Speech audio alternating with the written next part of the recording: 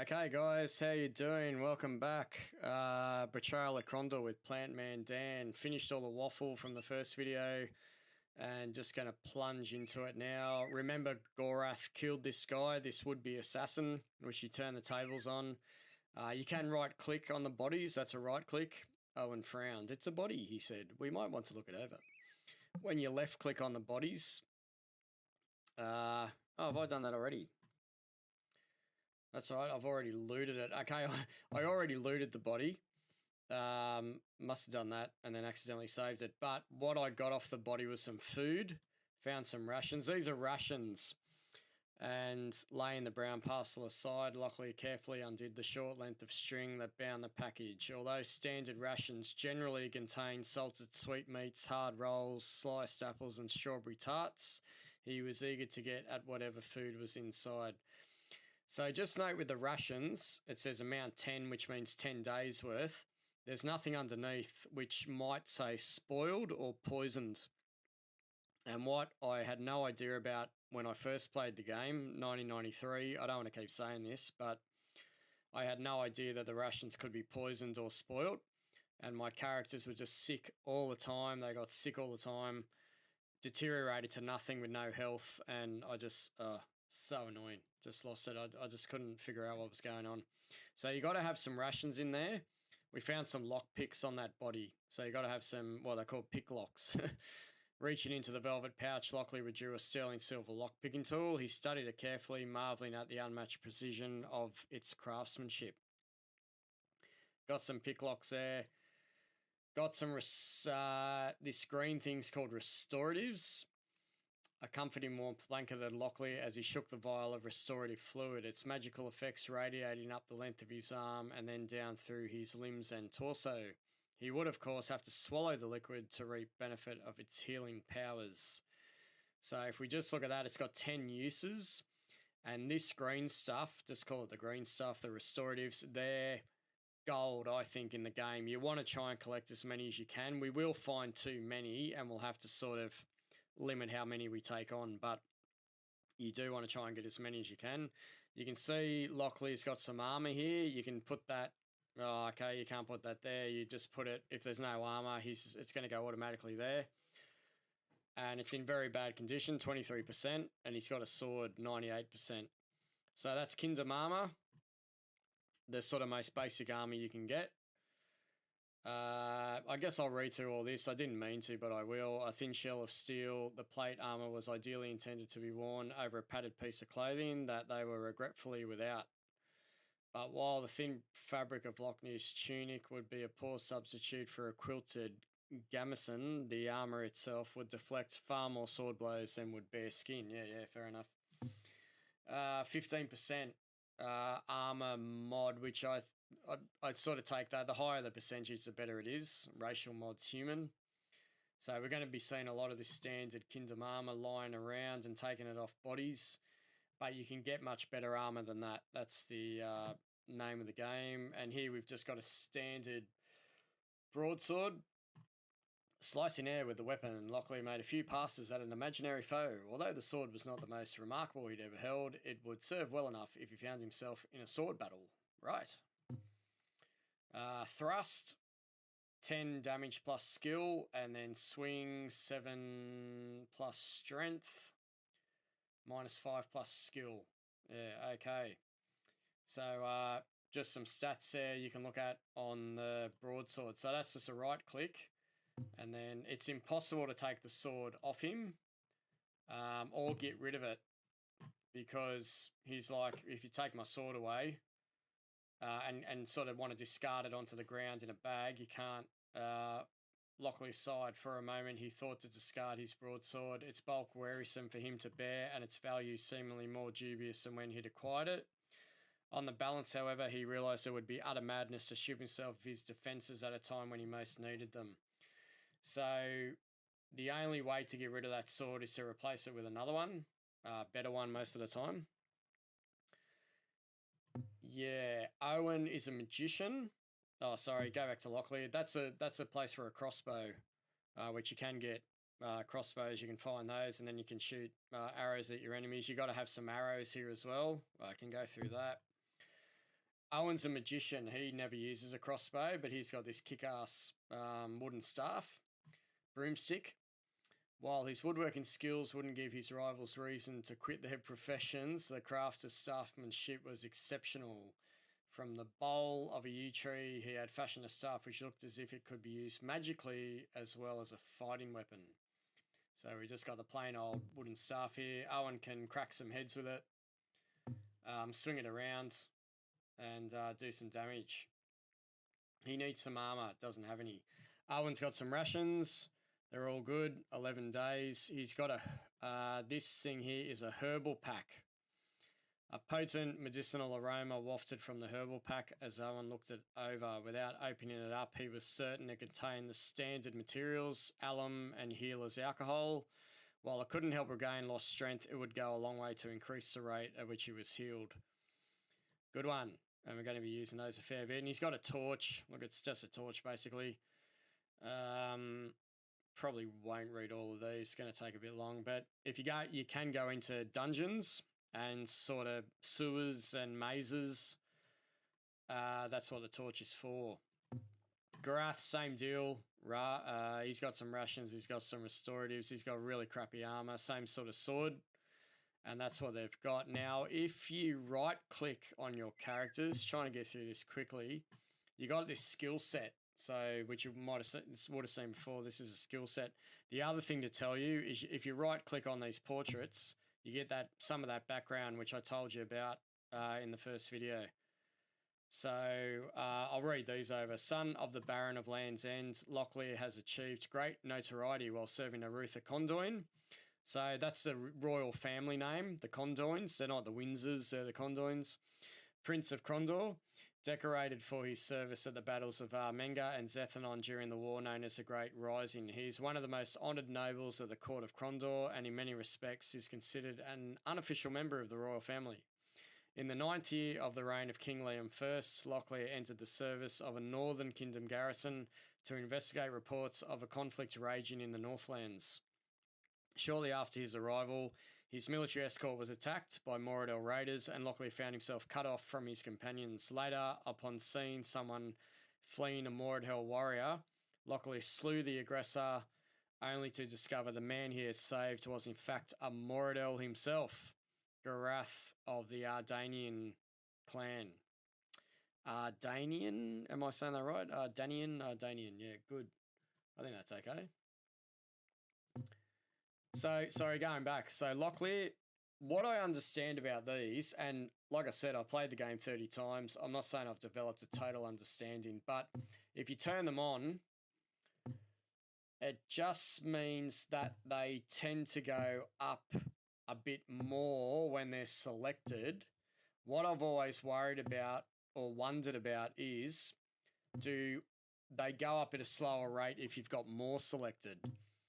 So, look, I've never really read the manual. Would help if I had. But if someone in the comments could say that, I'm wondering if all of them that are selected go up a bit slower because you have so many selected. But basically, you've got these skills that you want to increase to be a better fighter on the ground. So, defense, crossbow, Locklear's not going to cast. He's not a magician. Melee, which is his sword fighting ability, 58% at the moment. So that's sort of a rough sort of guide at what chance he's got to hit an opponent, but their skills are going to come into it as well. Assessment is how well you can judge an enemy and sum them up. We've got armor craft, we've got weapon craft, how well you can repair your weapons. We've got barding, which is playing the bard, but or the lute, isn't it? Playing the bard. The bard is the one who plays the lute. Owen does that. He's a good one at that, so we're not going to click that one on. Look, I don't really haggle in this game. I just sort of can't be bothered. It just takes up time, so I don't haggle. But you can put that on if you want and become a bit of a haggler. Lockpick. Scouting is when you're walking through the terrain in Krondor, in Betrayal of Krondor, can you see signs that enemies might be about to ambush you? And maybe you can also evade that ambush if that skill goes up. And stealth. Stealth is a real important one. Stealth is critically important I can go through that. I guess I can go through that now. When we come to the point of clicking on enemies and having fights, once the fight is engaged, if you have surprised the enemies or snuck up on them due to your high stealth, you get first go. You get first go in the fight. And that becomes really important because a lot of the time it's Owen having first go, and Owen's got the magic spells. So it's really important to get that stealth cranking up. So if we look at Owen, more often than not, Owen Bellaforte is his name, had been a political embarrassment to his father, the Count of Taburn. As a result, he has been given a degree of freedom even his elder brothers are envious of, though his father hopes he will one day settle down enough to become a marriageable suitor for the daughter of the Duke of Yupa. That'd be out there in the east somewhere. Far craftier than he's often given credit for, Owen has a keen eye for detail and can often see patterns invisible to those around him. All of his life, Owen has dreamed of studying magic and on many occasions has set elaborate plots in motion to spend time with masters of the arcane crafts. He undertook his most notable endeavour when he was only 14 and vacationing in the city of Ran. That's another eastern city. Having spent the previous summer needling the household staff about his father's accounts, Owen discovered a means of redirecting a portion of his father's wealth and managed to hire a magical tutor for nearly 7 months. Finally, his father detected his activities and recalled him home to Taburn. Thereafter, the Bellaforte household staff was ordered to strict silence while in Master Owen's presence. Oh, far out.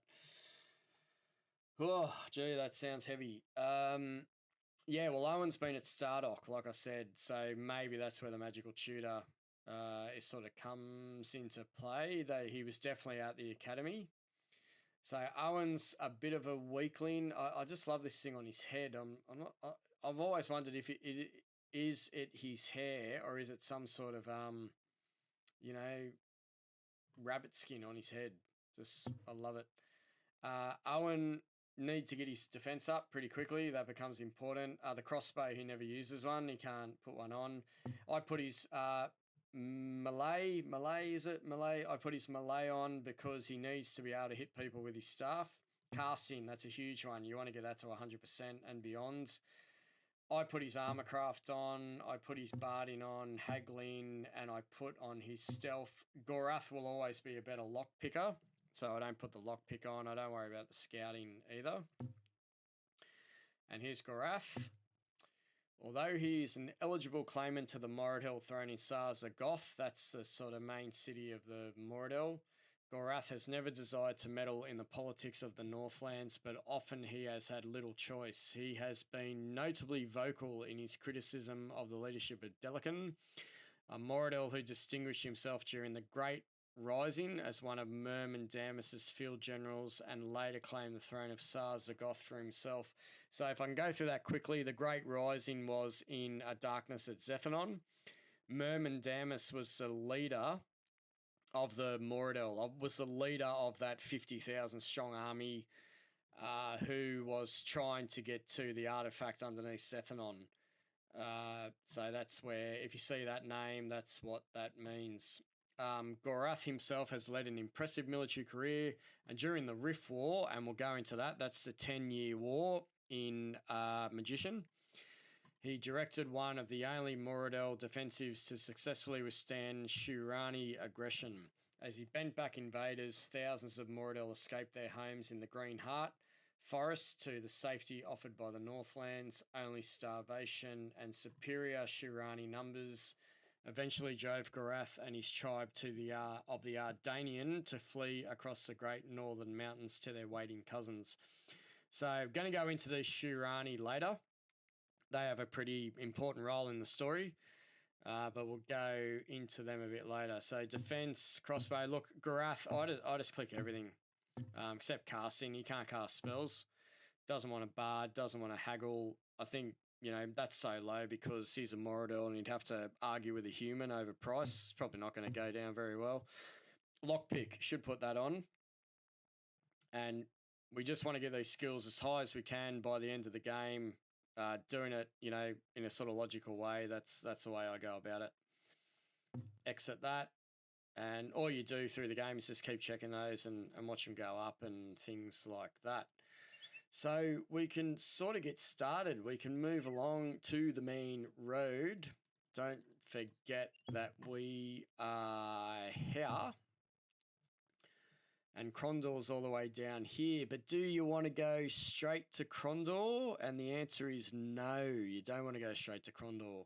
You can go towards Krondor, but what you want to sort of do is take in all of this sort of stuff and a bit of this stuff maybe and a bit of stuff over here and this bit as well, and just see if you can sort of beef yourself up a bit in terms of skills and money and all that sort of thing. So if we just go back to inventory, that's our money. 14 sovereigns and 3 royals. We don't have much, but they're the gold pieces and they're the silver pieces. Lockley check their funds, although the values had fluctuated in the past 5 years due to trading disagreements with Kesh. That's that nation to the south. The last time he had checked with traders, there had been 10 silver royals to each golden sovereign. A favourable exchange rate, assuming, of course, they had some of either type of coin. After thoroughly searching all their possession, he discovered they had 14 sovereigns and 3 royals. Fantastic. You can click on your keys. We've currently got 1 key. That's a peasant key. One of the sort of cheapest keys you can find. So small it seemed he could snap it between his fingers. The peasant's key was made of tarnished copper. Its colour giving away its simple origin. The rough flashing that remains around the edges of the key further suggested the key had been only one of several hundred keys made. The edges are right, that's interesting. Okay. I have read all this stuff in the past. If you click that, it'll glue you to the road, and we're just going to go south here for a little bit and see what happens. Like I said, don't forget the off-track areas. Everywhere you go, you got to just look at the off-track, see what's going on. I think I've already missed a chest over here. Might be further along. Sure, I saw a chest somewhere. Saw some fires, and I saw a chest. There we go. So you can find these on the ground. Click on them. The ashes were cold, wiping the grime off his hands. Lockley shook his head. Someone or something obviously set up camp here, but it's hard to say when. Right, so you'll see a bit of that. Another fire there, another fire there, and there's a chest. Lockley gritted his teeth. While they had agreed the box should be opened, he was privately concerned the previous user might have left behind an unpleasant surprise. Oh, we got some money. All you got to do is hold down the left mouse button, drag it, and it goes into your, automatically goes, and everyone just shares the money there. In it goes. You can't just walk along and lose money. You know, you can only lose your money by going to a shop or gambling in a pub or something like that, buying items. Now, you might notice it's getting dark. And that's because there's sort of a time thing in this game. So you got to click the campfire, and that's the time where the red dot is. So we've just gone a bit past sunset. And all I do is camp to an hour before dawn. I think I do that because, you know, I get up early. I should just camp till, you know, dawn, but I do it an hour before. That's just me. If you don't camp, your characters will bring up a text box whinging that they need to sleep. I again laughed at some of the other YouTubers saying, yeah, they need their naps, all that sort of stuff. Really funny. So every time you camp a day, you'll lose a day of rations, and that many rations is way too low for me. I like to have my characters with about 20 to 30 days at all times. That's just what I like. Once I get below 20 days, I start getting a bit worried. So we've sort of got to find some food. We'll go down this way. There's a chest on the side of the road. And this is one of the coolest parts of this game. People love it for this sort of thing. Rough in its construction and banded with iron, the Moradel box would be impossible to open without solving its word lock. And judging by the marks on the face of the chest, others had learned that lesson after much difficulty. So what we're told is the chest is in Moradel. It's written in Dark Elvish, but because we've got Garath, we can read it. about. Got that music jerking. I might do something about that. Prince Arutha, from his lofty perch, will find our troops without a search. His men will fall, his castle too, and then what will Prince Arutha do? So the Moradel hate Prince Arutha. They totally hate him. They've been trying to kill him in the books. They just haven't managed to do it. And just hate him for some reason. He's sort of an omen that they need to get rid of so they can achieve their plans. So look, these are really simple. Look, I did have a laugh at some people doing them, but you know, they were trying to figure them out and wanted to do it their way. It was all good. You've only got 4 letters on each reel every time. So D, A, F, S. So you can already see how you can write those letters down on paper into columns and you can see them make a word. But obviously this one, they just want Prince Arutha to die. The Moradel have got a really cool sense of humour with these chests. They're really awesome riddles. And the total amount of treasure chests through the game with riddles, there's probably about, I reckon there's about 100 or so, maybe a bit less, but I reckon there'd be about that much. So we get a chest, and hopefully you remember Owen didn't have any armour, so we chuck that on there. And we can take that sword, even though the swords we currently have are better than that one, but keep that for the time being. You can sell items, and at the moment, because we have no gold, hardly any gold, we just want to rack up our gold. Hold there! That's the soundbite from the non-playing character that we've just bumped into. So every chapter that you can have some non-playing characters you can bump into. They'll be in the same spot and you can bump into them multiple times if you keep running over that spot. So someone was calling. Recognising the lilt of the young voice, Owen turned and looked back down the road. A young squire that he had met at a party in Yabon was trudging behind them, a pack full of scrolls slung over his shoulder. The squire waved congenially and Owen echoed the motion. "What do you think you're doing? We're trying to remain unnoticed. Damn," Lockley muttered under his breath. "Try to behave as normally as possible. Since you know him, you handle him, Owen. And remember, Gorath's name is Thorgarth," Owen finished, irritated. "I'm not a child, you know," Lockley whispered. "That remains to be seen." "Ah, I didn't expect to see you again quite so soon. I would have thought you all the way to Lamut by now." "Would have been if the Duchess hadn't insisted in introducing me to all of her daughters. Amelia was the prettiest, I believe, though I think Catherine took quite a liking to you." "Catherine took a liking to everyone at the party. She's as fickle as her mother. She'll likely marry a Krondor if she can find one not tied in the marital knot." "True enough. Say, I thought you said you were from Taburn. Why are you taking this route home? Kind of a long way round, isn't it?" "Well, yes, but I had to meet up with my Uncle Locklear here, and my other friend here is an elf, Thorgarth. They decided that it would be nice for me to take a tour with them down to Hawks Hollow." "Down to Hawks Hollow. I hear it's lovely at this time of year. What are you up to?" "I'm looking to cash in a reward, actually. When I was on my way to Yabon last month, I found a chest in this area, but I couldn't pick the lock on the thing. I figured it wasn't meant to be and I left off. Thing is, all through the Duchess's party, I couldn't help but think about it.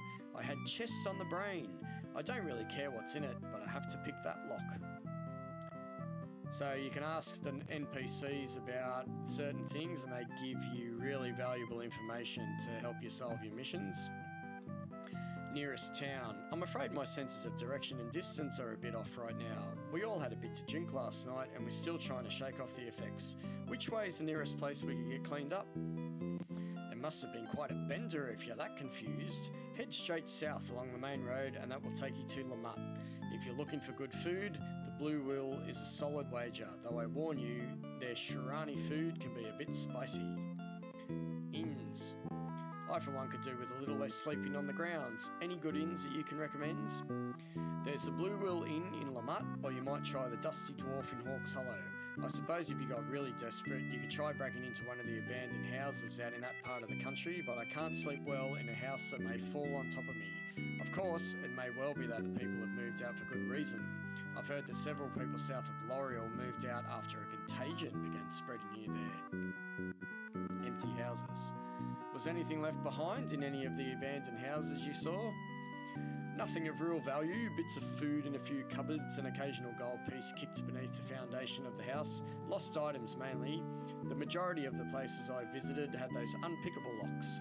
What are they called? Weber locks, yes. They had the Weber locks installed, and so I wasn't able to get inside. Lost items.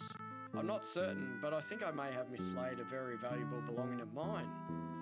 I shouldn't worry about it. Depending on where you lost it, the chances are good it will still be there. And once you've exhausted it, that's it. You can always repeat it and get the info again. Otherwise, you're done. With old Squire Philip. I'm just going to save that. And how much for time? Might have a couple of minutes left. Might just go down here away. See if we can get I don't know if we can get a fight yet. Now that's Lamut. That's a town. Might save it here. Get into this in the next video. Just took a bit of time going through the characters and their characteristics. But thanks for joining. I'll save it here and start up another one. Cheers.